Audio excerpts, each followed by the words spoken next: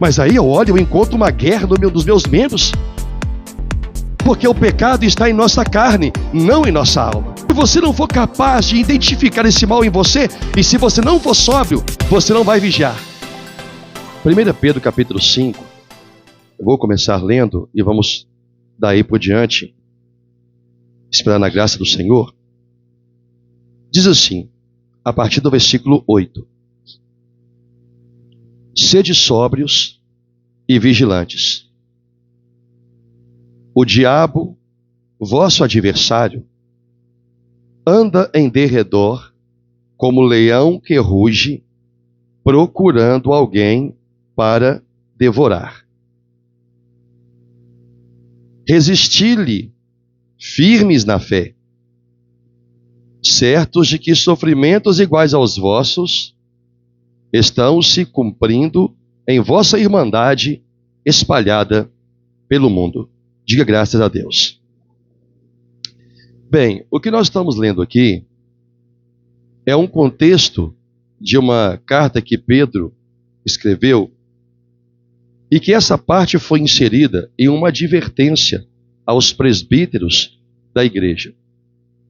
Nesse íntere da carta, Deus fala ao coração de Pedro e ele, inspirado pelo Espírito Santo, nos traz eu vou dizer assim, uma sombria informação de que nós possuímos um inimigo, um adversário. Mas como pessoas, nós passamos a vida inteira não construindo inimizades. Podemos ter construído discórdias, bate-boca, mas não ao ponto de alguém nos considerar um inimigo e nós aos outros. Existe isso aonde há facções.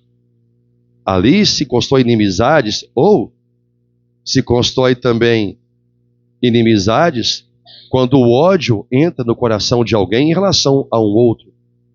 Assim é como Deus revelou a Pedro que Satanás é para a igreja um inimigo, um adversário, alguém cujo ser, cuja essência se inflama em ódio. Não em ódio por Deus, ao menos não descrito na Bíblia, mas com certeza afirmado um ódio incomparável pelo homem. E um ódio incomparável, ainda maior, pelo homem cristão, chamado de a Igreja do Senhor. Então, quando Pedro escreve, ele traz aqui duas condições em que nós devemos estar para poder entender e suportar as obras terríveis que esse inimigo produz, e produz em um campo onde os nossos olhos não alcançam, que é o campo espiritual, é o campo invisível. Embora as suas obras contra nós se concretizem no campo da matéria ou no campo emocional. Então Deus traz duas condições em que nós devemos estar. Ele diz: sede sóbrios e sede vigilante. A primeira fala de sobriedade. O que é estar sóbrio? Quando se traduz essa palavra no grego, ela não traz uma outra definição a não ser sobriedade. O que é isso? O estado, a condição de lucidez. Então, uma das coisas que Deus está dizendo para a sua igreja, que se tornara alvo desse inimigo que a odeia com toda a essência do seu caráter maligno, é que a sua igreja, embora ela tenha o Espírito do Senhor, embora ela tenha a presença do Senhor na pessoa do Espírito Santo, a igreja do Senhor precisa estar atenta quanto a este inimigo. Porque o único lugar onde o cristão está 100% seguro é quando ele morre e a sua alma é levada ao céu. Aqui nessa terra, enquanto um cristão está vivo, Deus diz que ele tem, os quais cristãos somos nós e tantos outros, que nós temos que tomar cuidado contra este inimigo que os nossos olhos não veem. Entretanto, o texto diz, ele está sempre à procura de alguém para que possa devorar. Em outras palavras mais simples, o Senhor está dizendo que o diabo, ele está procurando você. Todos os dias, ininterruptamente. O diabo possui milhares e milhares de demônios, anjos decaídos, que possuem a mesma essência que ele. Malignidade e ódio por sua vida. Ódio por você. Então, esses demônios estão percorrendo toda a terra como olhos de Satanás, como olhos do diabo, procurando cada um de nós. Não que ele já não nos tenha encontrado, mas o que ele está procurando é uma ocasião, uma oportunidade para devorar. O texto não diz que ele está à procura de você ou de mim, de nós, para causar dano ou sofrimento, porque o homem já é especialista nisto, em causar a si próprio dano e sofrimento. O diabo não está à procura de você para te causar esse tipo de situação. O objetivo dele é o objetivo de um leão. O leão não vai à caça para ferir a sua presa. Ele vai à caça para matá-la. Ele vai à caça para devorá-la. Assim, Deus usou a palavra para poder nos mostrar a condição pela qual o diabo se levanta contra você. Como um leão que ruge. Não é que ele ruge, mas a expressão leão que ruge é, ele está pronto para matar. Então a primeira observação é, esteja sóbrio. E como eu disse, a tradução no grego fala de sóbrio mesmo, de sobriedade, de estar alerta, que é um estado de lucidez, se tratando do cristão, para observar a sua própria vida cristã. A falta de sobriedade para identificar, examinar a própria vida cristã, faz com que este cristão já esteja, eu vou dizer, na alça de mira de Satanás, que procura apenas a oportunidade que lhe será dada pelo próprio cristão, lhe será dada de o diabo poder devorá-lo, matá-lo, destruir por completo. Porque se o diabo não fosse capaz de fazer isto na vida de um cristão, nós não precisaríamos receber de Deus uma palavra dizendo que nós temos que ser sóbrios contra o diabo. Que às vezes alguém pensa assim, mas o diabo não pode matar a vida de um cristão. Será? Ele não pode me tirar do céu. Mas ele pode destruir completamente a vida no sentido de matar. A outra advertência, ou o outro conselho de Deus, a outra condição, é estar vigilante, que dá a conotação de estar alerta contra o inimigo ou contra o mal.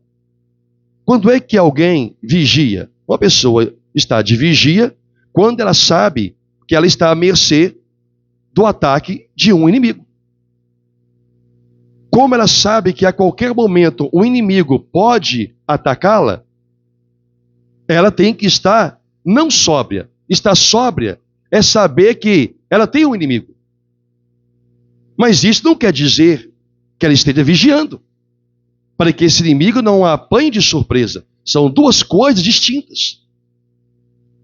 Então, quando uma pessoa ela tem noção, por sua sobriedade, de que a sua alma está em constante perigo, logo ela vai estar, ou ao menos deveria estar, em constante vigilância, para não permitir que os males enviados ou instigados pelo diabo comece a tomar forma na vida desse cristão.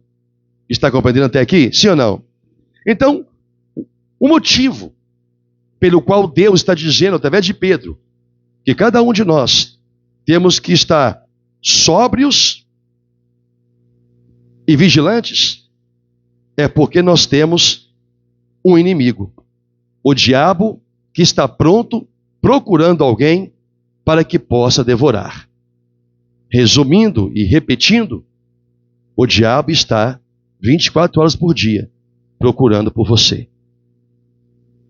Procurando a oportunidade de você ceder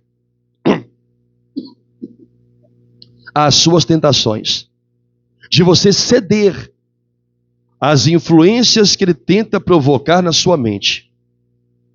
Porque uma vez cedendo aos ataques de Satanás, este cristão, essa pessoa, está a um passo de produzir a obra que ele tanto espera, que lhe dá o direito de devorar esse cristão. Então o texto não fala que o diabo veio causar sofrimento ou dor ou perda. O texto diz que ele veio matar, ele veio devorar, ele veio destruir por completo, matar a sua fé. Sim, matar a sua fé. Como, pastor? Colocando dúvida no coração, na mente desse homem cristão, desse homem outrora cheio de fé, de certeza, de convicções. Mas em algum momento da sua vida, esqueceu de ter a sobriedade para poder avaliar a si mesmo, julgar a si mesmo. Como disse Paulo, daqui a pouquinho eu vou ler o texto, examinai a vós mesmos para ver se estáis na fé. Quando o cristão ele esquece de observar se ele está na fé, ele perdeu a sobriedade.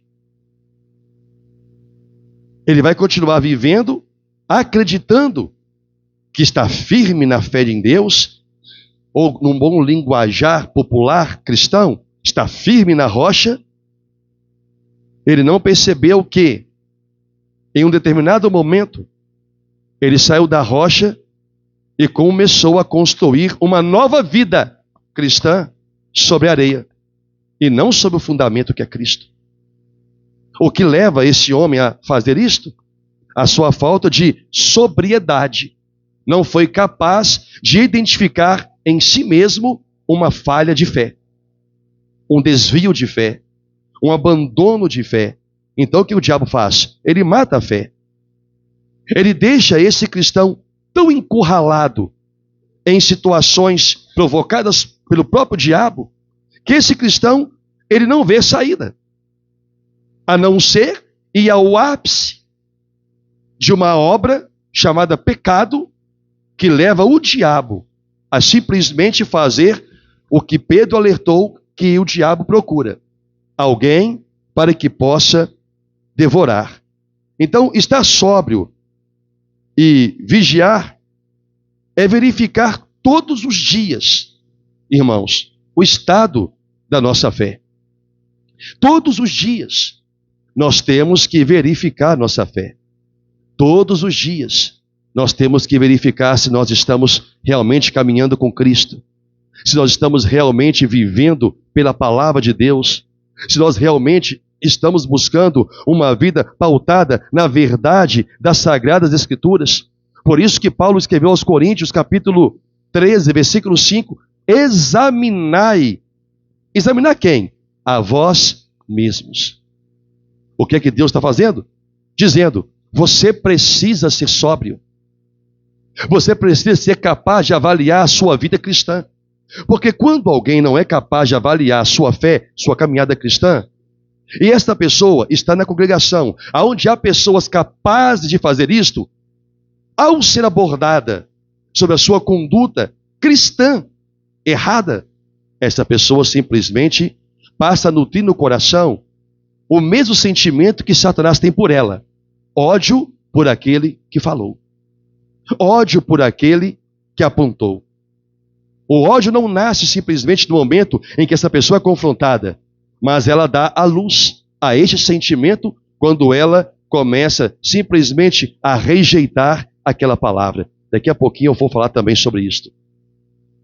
Então, Deus diz que nós temos um adversário. E nós não podemos desprezar esta informação, porque se desprezarmos a informação de que o diabo é nosso adversário, é um inimigo e tem ódio, nutre ódio por nós, nós vamos continuar, como muitos fazem, vão continuar caminhando a vida cristã e não percebendo que já foram enlaçados pelo diabo para cumprirem a sua vontade. E somente essas pessoas não são capazes de ver isto. Por quê? Porque elas estão bêbadas. Se estar sóbrio é estar na condição de lucidez, estar bêbada é a condição de não ter nenhum senso crítico sobre nada. Por isso que quando uma pessoa comete um delito, se ela estiver sob estado de embriaguez, a depender do delito, a pena é amenizada, porque ela não estava mais sob o controle de suas ações. No que diz respeito ao cristianismo, independentemente se a pessoa está no controle ou não de suas ações, pela lucidez, sobriedade ou pela falta dela, a consequência será a mesma. O diabo vai continuar procurando e o diabo vai encontrar uma oportunidade de matar a alma, a vida, a fé deste cristão, deste homem, desta mulher. Então nós somos convocados a estar num estado de sobriedade e de vigilância. Não podemos desprezar essa última parte. Está de vigia. Como que eu vigio, pastor? Uma pessoa não tem a capacidade de vigiar a sua vida se ela não for sóbria para identificar o que ela tem que vigiar. O que a faz pecar? Qual é a área da sua vida que se tornou a sua fraqueza? É nesta área que o diabo vai tentar você. É nesta área que ele vai lançar sofisma na sua mente, na sua necessidade, na sua cobiça, naquilo que você mais almeja. Mas se a pessoa vê que a vida dela está muito bem, obrigado, mas aos olhos de Deus, ela está desviada da verdade e de um fundamento sólido da palavra de Cristo, o que é que vai acontecer? Ela não vai vigiar. Nós vigiamos quando identificamos o que vigiar. Nós vigiamos quando nós entendemos que corremos risco de sermos atacados. Se você não entender que você corre risco de ser atacado pelo diabo, se é que já não esteja, por que você vigiaria? Ah, porque é Deus que me guarda. Ele está guardando, dizendo, vigie. Ele está guardando, dizendo, você tem um inimigo. Ele te odeia. Ele anda em derredor, procurando você. E ele não se cansa. Porque ele sabe que em algum momento, se você não deixar de ser sóbrio, você deixa de vigiar os seus ataques e ele consegue o quê? Entrar por aquela brecha que você deixou. Igual a palavra do Senhor que fala das raposinhas no galinheiro. Estão vigiando a porteira e esqueceram do buraco na tela. A raposa não está interessada em entrar pela porta do galinheiro. Ela está interessada em entrar no galinheiro. Se é pela porta ou se é pela brecha, o caminho vai levar ao mesmo lugar, ao seu alvo de ataque. Assim é o diabo contra a vida de um cristão. Se ele vai entrar pela porta escancarada que um cristão deixou, Ou vai entrar pela brecha que aquele mesmo cristão deixou porque não vigiou, não foi sóbrio para poder ser capaz de ver que a sua tela está furada? Pastor, mas toda a tela é furada. Claro que você subentende que o furo da tela é aquilo que é fora do normal, que não faz parte da sua construção. É a tela estragada, a tela rompida. É aquela brecha que ele entra. Ou então a pessoa, então vou usar a questão da tela perfeita, ou então a pessoa quer prender um tirizil, um sabiá, numa tela de galinheiro. É uma tela. Está cercado. Mas o tirizil, o sabiá, a andorinha, vai passar da mesma forma. Por quê? Protegeu, mas protegeu da forma errada. Assim também é a vida de um cristão. Ele acha que está protegendo a sua vida de alguma forma, mas está protegendo a sua vida, sua fé, da forma errada. Logo, ainda que a sua vida, de uma certa perspectiva, esteja cercada com algum preceito que ele está aplicando na vida, mas ele não está seguindo a direção de Deus. Ele vai colocar uma tela qualquer e vai viver sob a bandeira de que está seguro e de que Deus o está protegendo. Então eu pergunto, será que nós realmente estamos vigilantes? Será que nós realmente estamos sóbrios para poder examinar a nós mesmos e vermos se nós realmente estamos na fé? Será que nós estamos firmes no fundamento da fé cristã? Será que nós estamos firmes nos fundamentos da fé reformada? Pastor, qual a diferença? Simples. Fundamentos da fé cristã. Só por Jesus Cristo o homem é salvo. Todo cristão, independentemente do segmento de fé, crê nisso. Somos salvos pela graça mediante a fé. Nenhuma condenação há para aqueles que estão em Cristo Jesus. E isso eu chamo de fundamentos da fé cristã. Será que estamos firmes nesses fundamentos? Mas não são suficientes. Nós também estamos firmes nos fundamentos da fé reformada? Que fundamentos, pastor? O que define uma fé reformada? Somente as Escrituras, somente a graça, somente a fé, somente Cristo e somente a Deus a glória. Se nós não estivermos firmes nesses dois fundamentos, da fé cristã e da fé reformada, logo, nós não estamos sendo sóbrios e nem vigilantes. Alguma coisa ruim vai acontecer. Algum ataque mortal de Satanás está pronto de se levantar contra a vida deste cristão que simplesmente negligenciou a advertência de Deus quando disse: o diabo é seu adversário. Você tem que sair daqui hoje sabendo disto. Que o diabo está procurando você. Ele já te conhece. Conhece seus passos. Sabe aonde você tem tendência ao pecado. Sabe como fomentar o pecado em você. O que está procurando? A oportunidade que ele tem certeza que você vai dar. Eu vou repetir. O diabo está procurando a oportunidade que ele tem certeza que você vai dar. E quando eu digo você, é nós. Que você vai dar. Ele está convicto disso. A outra pergunta é: será que ele está certo? Essa é a outra pergunta. Será que ele está certo?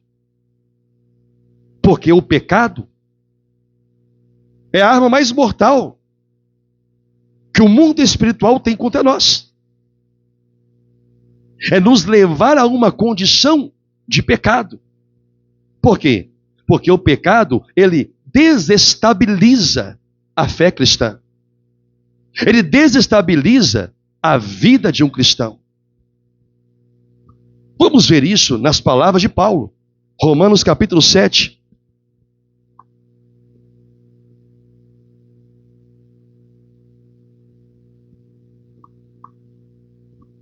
Carta de Paulo aos Romanos, capítulo 7, a partir do versículo 15, o apóstolo Paulo escreveu a seguinte coisa, e vamos ponderar bastante nas suas palavras. Porque nem mesmo, podemos ler? Romanos 7, versículo 15 em diante.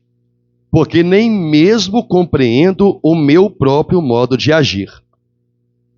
Pois não faço o que prefiro, e sim o que detesto.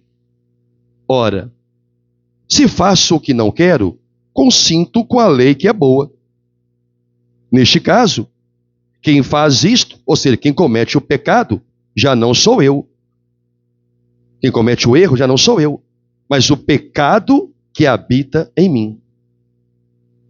Porque eu sei que em mim, isto é, na minha carne, ele não está falando da sua alma, ele está falando do seu corpo, amém? Na minha carne, não habita bem nenhum. Pois o querer o bem está em mim, não, porém, o efetuá-lo.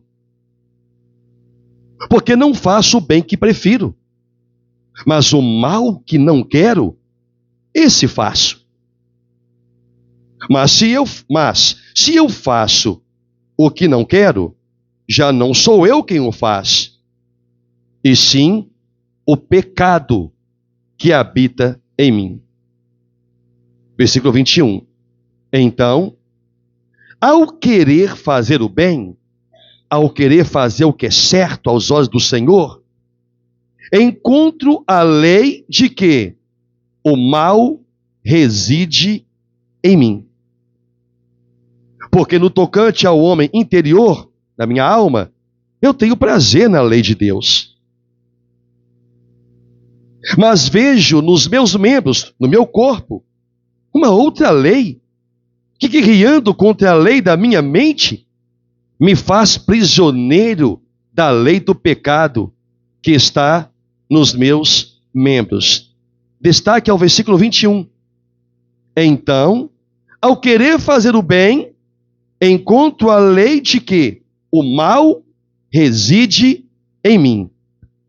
Irmãos, que palavra é essa que Paulo está dizendo? Ele encontrou uma lei nele. Ele afirma que existe um mal que reside nele. Que afirmação horrenda é esta que eu ouço e que eu leio? Que afirmação terrível é esta? Porque se Paulo fala que nele reside o mal, ele está dizendo que em mim também, que em você também, que na igreja de Cristo reside o mal em nosso próprio corpo. Que verdade assustadora para um cristão. Porque muitas vezes lemos esse texto, passamos por essa passagem, mas quando refletimos sobre o mal reside em mim, isso gera uma controvérsia sobre tudo aquilo que eu penso sobre a minha própria vida cristã. De que não há mal em mim, porque sou um homem nascido de novo, porque sou um homem cheio do Espírito Santo, porque sou um homem cheio de Deus. Ora, quem foi que disse isto? O mal reside em mim. Não foi um homem nascido de Deus? Não foi um homem regenerado? Não foi um homem escolhido? Não foi um homem chamado para ser apóstolo? Não foi um homem cheio do Espírito Santo? Sim, foi esse mesmo homem chamado Paulo que disse: ei, há o mal que reside em mim. E quando se fala de residência, se fala de quê? Alguém que mora comigo. É isso que está dizendo. Existe um mal com cada um de nós. Por isso o Senhor disse: a ninguém chameis bom, só há um que é bom, que é Deus. Porque em cada um de nós, verdadeiros cristãos, escolhidos por Deus antes da fundação do mundo, chamados para esta graça maravilhosa, a graça de Cristo, atraídos a Ele por uma graça irresistível, transformados, lavados, nascidos da água e do Espírito Santo, a essas mesmas pessoas, Deus está dizendo: há um mal que reside em você. E é este mal que você tem que vigiar, porque ele te leva à consumação do pecado. É nesse mal que Satanás procura as frestas cedidas pelo cristão, para que ele venha e o devore. É porque há um mal em nós.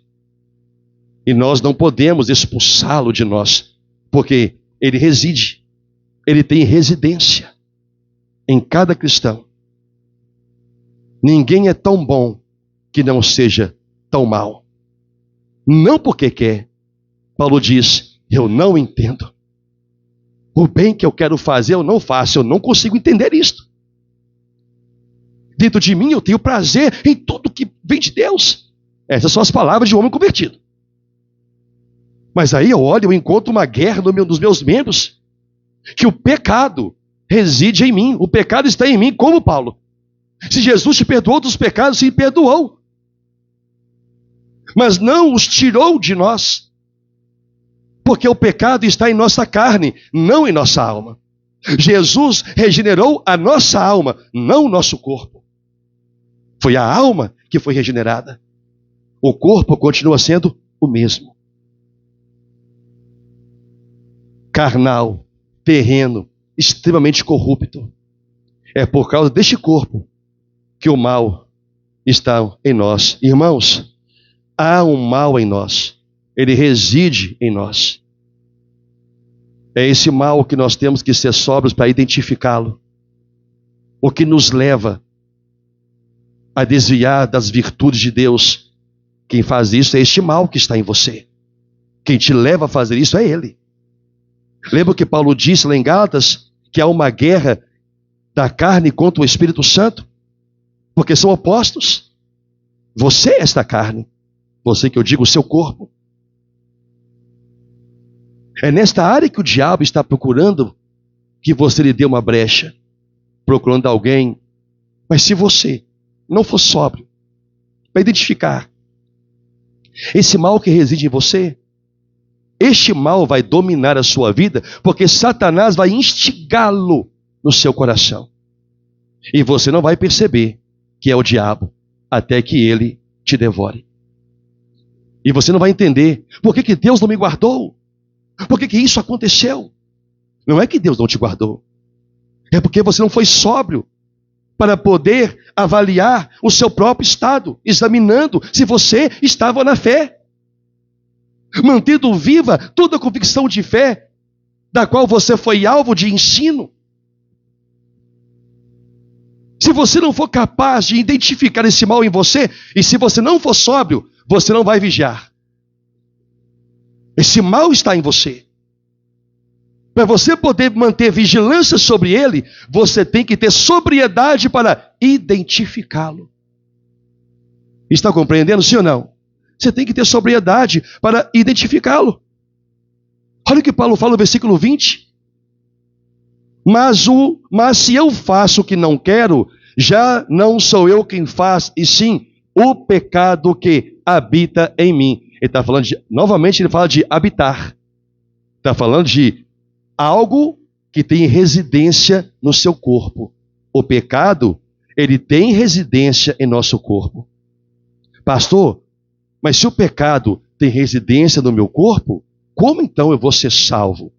O pecado é residente no corpo, porque o corpo é que tende para o mal. O que o pecado não pode ser, não pode se tornar na vida do cristão, é um pecado concebido. E o pecado, uma vez concebido, gera a morte. Por quê? Porque Satanás estará lá, no momento em que o pecado for concebido. Ele vai estar lá. O diabo conhece nossos pecados. E quais deles são nossas fraquezas? Eu não sei qual é a sua fraqueza. mas eu sei amplamente qual ou quais são as minhas. Esse é o mal que reside em mim. Esse é o mal que me leva a ser um cristão por dentro, temente e amante da palavra do Senhor, mas por fora, este mal tenta guerrear, tenta me atrair para o pecado. Pedro disse, 1 Pedro 5,8, o diabo é o vosso adversário, ele anda em derredor, procurando alguém para que possa o quê? Devorar. Onde é que o diabo começa a atacar? Primeiro, o diabo não sabe qual é a fraqueza de um cristão até que o cristão a exponha. Então ele começa a enviar o que Paulo também escreveu, chamado sofisma, pensamentos, ideias, sugestões. Então o diabo ele começa o quê? A atacar, por exemplo, por meio da cultura. Como assim, pastor? Em filmes, em jogos de internet, em novelas. O que o diabo faz? Ele vai te dando sugestões de coisas que vão atrair não a sua alma, mas vão incendiar a sua carne. Ele envia sugestões lá no filme de pornografia, sugestões de roubo, sugestões de mentira, sugestões de adultério. Faz parecer legal. Faz parecer legal um marido sair de casa, abandonar a esposa e ter um final feliz com a amante que depois vai se tornar sua esposa. Qual foi a sugestão? Há sempre alguém melhor do que o seu cônjuge. Aquilo vai entrando no coração e aquilo vai o quê? Enfraquecendo o cristão. Está no jogo de videogame, jogos violentos. O que é aquilo? São mensagens sugestivas. Aquilo vai sendo absorvido, não pelo corpo, aquilo vai sendo absorvido pela alma, porque os olhos são a lâmpada da alma. O que você vê penetra na alma. E aquilo vai dando sugestões para você e vai o quê? Te enfraquecendo. É a cultura. De tanto olhar, nossa mente vai ficando cauterizada, sabe contra quem? Contra a palavra de Deus. Quando a pessoa chega na igreja e há uma ministração justamente contra aquele pecado, o coração dela, mesmo que ela não queira, já se revolta com a mensagem. Por quê? Está atingindo algo que virou uma cultura no seu modo, entre aspas, bem grande, cristão de viver. Porque ela foi incapaz de ser sóbria para identificar que aquelas imagens estavam penetrando no seu coração. É assim que o diabo ele entra na mente de um cristão, através da cultura. O diabo nos ataca como? No meio familiar. Como, pastor? Ele faz com que você seja ferido por palavras de alguém da família, ou quando alguém faz algo que você não gosta. O que é que ele está sugerindo? Ele quer ver a sua reação. Porque se ele vê que você reage com berro, com grito, com discórdia, ele encontrou um campo de ataque na sua vida. Ele vai estar sempre incitando isto até a hora em que você vai produzir uma palavra contra um ente querido e esta palavra vai destruir sua família. É nesse momento que o diabo encontra em você o quê? O pecado.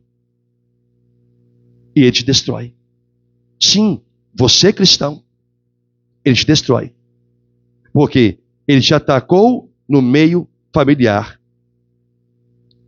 Quem aqui já não foi para o trabalho, para a escola, ou saiu para a rua, chateado, enfraquecido, por causa de uma desavença na família? Se algum dia você saiu desse jeito, chateado com o filho, te deu uma má resposta, você ficou ferido, ou seu pai foi grosseiro com você, qualquer problema na família, veja como foi o seu dia. Você naquele dia se tornou um cristão fraco. O diabo descobriu algo que te enfraquece. O que ele vai fazer? Ele vai incitar isso neste campo constantemente, até o ponto de você estar tão fraco que você vai ceder a outros pecados, porque você não vai ter força para resisti-lo. Entende como ele trabalha? É dessa forma. O diabo nos ataca como? Naquilo que mais cobiçamos. Tiago 1, versículo 15. Diz assim: então a cobiça, depois de haver concebido, dá à luz o pecado. Que pecado? Aquele que reside em nós. O mal que reside em nós. Até o momento, este mal que reside em nós não causa nenhuma influência. Até o momento em que o pecado, uma vez consumado, gera a morte. O que Tiago está dizendo? Que quando nós estamos sendo atacados naquilo que mais cobiçamos, em algum momento, aquela cobiça vai dar à luz ao pecado. O que é isso? Você vai saber que aquilo que você está cobiçando, você vai ter plena convicção de que aquilo é pecado, de que aquilo é errado. O problema não é você saber que é pecado e errado, mas sim você está tão fraco que não pode resistir a ele. É ali que o cristão cai. É igual um pecado de pornografia. O que é o pecado de pornografia? Você está lá na televisão, no celular, e você está ali se alimentando de imoralidade sexual. Ok. Você não está atraindo ninguém, a não ser a sua confiança em Deus. Aquilo vai se tornando tão forte na sua vida que o diabo conseguiu te enfraquecer. O que ele vai fazer? Em algum momento, ele coloca um homem ou uma mulher aos moldes daquele ou daquela que você estava cobiçando lá no celular ou na televisão ou no computador. Ele te entrega de bandeja a sua cobiça. Você não vai conseguir resistir, por quê? Porque ele conseguiu te enfraquecer com a sugestão de você estar buscando aquilo através dos olhos. Você cai. O que você não percebeu é que quem estava te incitando a constantemente ir lá e praticar aquilo, tudo como exemplo, era ele. Você achou que era só você. E você vai lá no Senhor, e você ora, e você fica dolorido com aquilo. Porque na sua alma você tem prazer na lei de Deus. Só que de tanto fazer aquilo, o seu corpo adquiriu resistência contra o Espírito Santo. Quando o diabo coloca na sua vida o alvo da sua cobiça, ele já sabe que não há nenhuma possibilidade de você resistir. E o pecado, uma vez o quê? Consumado, gera a morte. E o diabo devora você. Destrói tudo à sua volta. E para reconstruir, vai ser uma luta. Entende isso? Assim é quem tem cobiça por dinheiro, só vive para dinheiro. O diabo vai dando a sugestão. Não, trabalhe mesmo. O trabalhador é digno do seu salário. Está escrito. Ele vai não estar escrito. Igual ele fez com Jesus. Está escrito. Porque a pessoa perdeu foi a sobriedade de dizer, também está escrito. Não só de pão vive o homem, mas de toda palavra que está da boca de Deus. Aí a pessoa deixa de servir a Deus, deixa de trabalhar por Deus, porque ela está tão focada na sua cobiça, que é o dinheiro para poder adquirir coisas, que ela deixa porque ela não percebe mais, que é o diabo que está armando uma cilada para ela se envolver com aquilo, até o ponto dela não ter mais prazer em absolutamente nada que vem de Deus. Absolutamente nada. Ela cria resistência contra a palavra do Senhor. É neste momento que o diabo vem e devora. Fofoca, fala mal do outro. O diabo é chamado de acusador. Vamos trocar aqui de fofoqueiro. A pessoa alimenta tanto uma vida de fofoca que ela faz o trabalho do diabo dentro da igreja. Ela faz o trabalho do diabo na igreja. Eu não preciso criar mais fofoca. Olha lá, já faz por mim. Em algum momento, esta alma fofoqueira vai cair. E ele vai devorá-la. Porque ela não vai adquirir mais resistência. Ela vai adquirir resistência contra a palavra. Qualquer mensagem pregada contra a fofoca, ela nunca vai conseguir se ver inserida nela. Porque deixou de ter sobriedade. Porque não vigiou. Porque não vigiou. O diabo somente para de enviar sugestões a um cristão quando ele vê que está havendo resistência. Vamos lembrar de Jó. Jó tem se tornado alvo aqui das minhas ministrações ultimamente. Vamos lembrar de Jó. Observaste meu servo Jó, homem íntegro, reto, temente a Deus, que desvia do mal. Já vi tudo isso aí mesmo. O diabo foi, arruinou com tudo que Jó tinha. Tudo. Por último, deixa eu tocar no corpo dele, que o Senhor vai ver se ele não blasfema na sua face. Deus disse, pode tocar, você só não vai tirar a vida dele. Então Deus deu uma ordem, porque o diabo tem o poder de tirar a vida. Deus disse, se não tivesse, você entende que Deus não precisaria falar isto? Ele tem o poder de tirar a vida. Então Deus disse, só não tire a vida dele. Então a vida de Jó estava guardada. E o diabo foi, arruinou com tudo. Jó falou muita coisa que não devia, mas não blasfemou contra Deus. Ele resistiu, dizendo, o texto áureo, que eu sempre cito, eu sei que o meu Redentor vive, e vai se levantar em meu favor. Quando o diabo viu aquilo, o que ele fez? Eu não posso, porque ele resiste.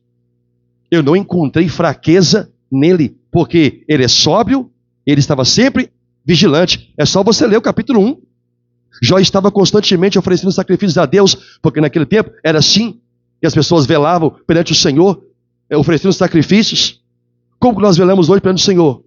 Com oração, com jejum, com temor, aprendendo a palavra, lendo a palavra, ouvindo a pregação, cultuando a Deus. É assim que nós velamos. Eu ouvi de um professor meu do seminário teológico, o pastor Peter Master. Ele falou o seguinte: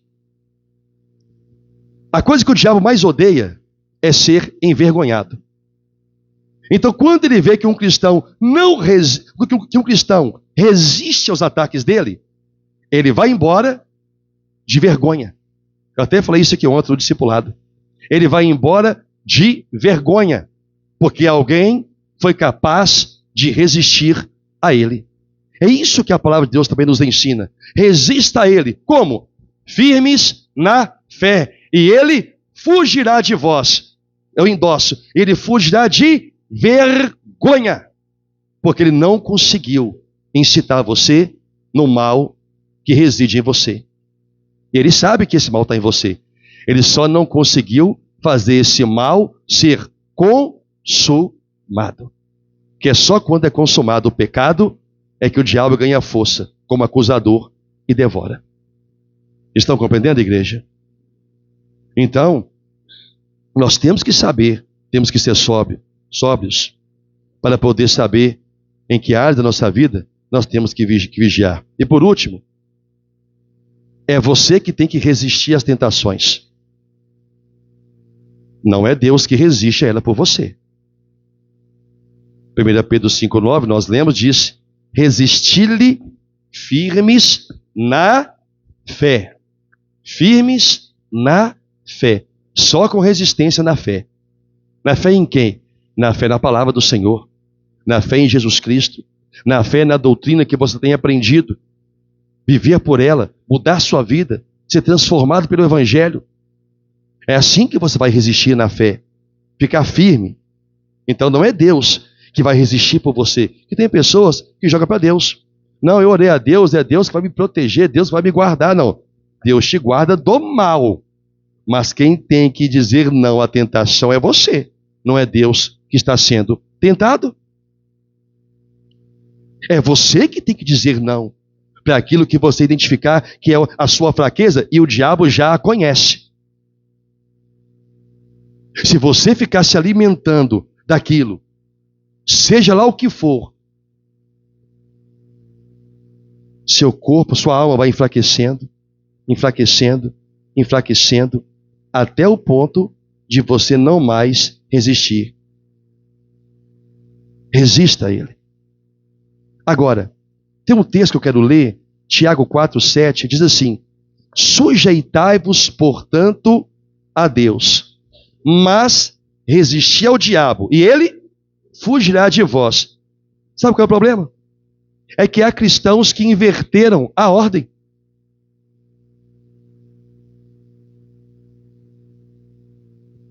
Não é sujeitar ao diabo, irmão, e resistir a Deus. É sujeitar a Deus e resistir ao diabo. E tem cristãos que trocaram a ordem. Resistem a Deus, como Janes e Jambes resistiram a Moisés face a face, resistem a Deus, resistem à palavra do Senhor, resistem ao ensino, resistem à correção, resistem à exortação e se sujeitam a tudo aquilo que Satanás coloca em suas mentes para praticar. A ordem foi invertida.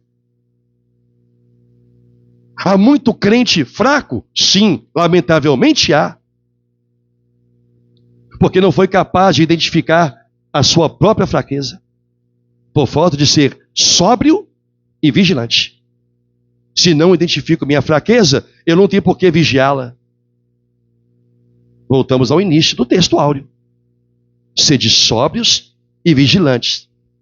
E o complemento diz: a bem de vossas orações. Orações. Já se fala disso há anos e anos. Porque cultos de oração são sempre vazios. Uma coisa que há muitos anos atrás eu disse para um pastor amigo meu, eu falei com ele assim: irmão, deixa eu te falar uma coisa. Povo é povo em qualquer lugar. Então quando eu encontro com esse pastor, ele sempre comenta comigo: pastor Arley, bem que o senhor fala que povo é povo em qualquer lugar. Aí estudando hoje uma matéria do seminário, o pastor Marcos também fala do seminário junto comigo, lá no Tabernáculo de Londres. Aí hoje nós estávamos lendo o seminário e eu estava vendo o pastor Peter Master falando dos problemas da igreja. O tema dessa matéria foi problemas na igreja. Foi a parte 1 e a parte 2. Hoje foi a parte 2. Problemas nas igrejas. Aí quando eu estou vendo, eu lendo o relato dele, dos problemas que ele encontrou ao longo dos anos na igreja, eu estou falando da igreja aonde Charles Spurgeon foi um dos pastores. Então olha onde que eu estou indo. Quando eu vejo ele falar dos problemas da igreja, eu olhei para aquilo, falei assim com a minha esposa: Naí, olha só isso aqui. Eu não falo que povo é povo em qualquer lugar? Só muda o CPF e o lugar onde nasceu. Mas olha os problemas que ele enfrentou lá ao longo do pastoreio e ainda enfrenta, não são diferentes de nenhuma outra igreja cristã. Assim como Pedro também disse que sofrimentos iguais aos nossos estão se cumprindo aonde? Em toda irmandade. Porque povo de Deus é povo de Deus aonde? Em qualquer lugar. Assim como os problemas que eles mesmos trazem para si também. Os mesmos problemas também. Então, irmãos, há algo que também nós temos que refletir, que é o que Paulo falou em Romanos 6. Gostaria que você voltasse para o livro de Romanos, para a carta aos Romanos, capítulo 6. É o meu último texto, e eu termino a mensagem.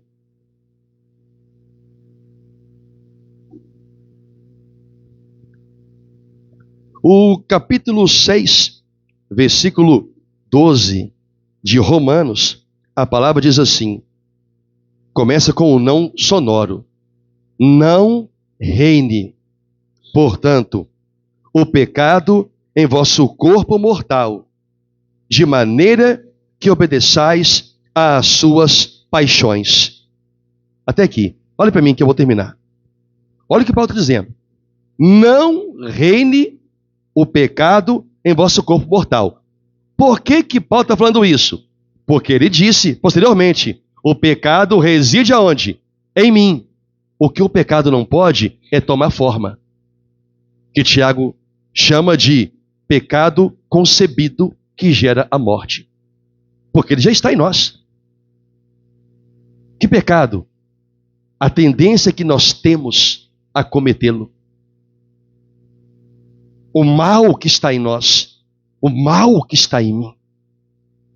Nós temos a tendência de cometer esse pecado, que é nossa fraqueza, 24 horas por dia. Por isso, vigiai, para que não entreis em tentação. Olha a palavra do Senhor, para que não entreis em tentação. Então Paulo fala de reino. O pecado não pode reinar no seu corpo. Olha, eu sei que ele está aí. Ele não pode ser o chefe. Ele não pode ser o que determina, o que manda, o que decide. Ele tem que ser o que é controlado. Paulo disse, a carne é fraca, mas o espírito está pronto, desde que esteja pronto, sóbrio e vigilante. Nós temos um inimigo, nós não vamos desprezá-lo, e que conhece, sabe muito bem da nossa fraqueza. Se nós continuarmos alimentando essa fraqueza, em algum momento o diabo tem a plena convicção de que nós vamos cair, porque nós vamos conceber o pecado que já está em nossa vida. E é nessa hora que ele devora você. Nesta hora. Que Deus tenha misericórdia, que o Senhor se compadeça de nós e que nós possamos olhar para as advertências do Senhor, seus conselhos. Amém? Em nome de Jesus. Cuidado. Se você não se vê uma pessoa sábia, peça a Deus sabedoria, para você poder identificar aonde é o campo que Satanás já está há muito tempo incitando você. E você pode estar achando que está tudo muito bem com o seu cristianismo, com a sua caminhada cristã. Ele só está esperando o pecado dá a luz no seu coração até o ponto de você consumá-lo. E o pecado, uma vez consumado, gera a morte. Igreja, vamos orar. Inclina sua cabeça. Não pode ficar de pé.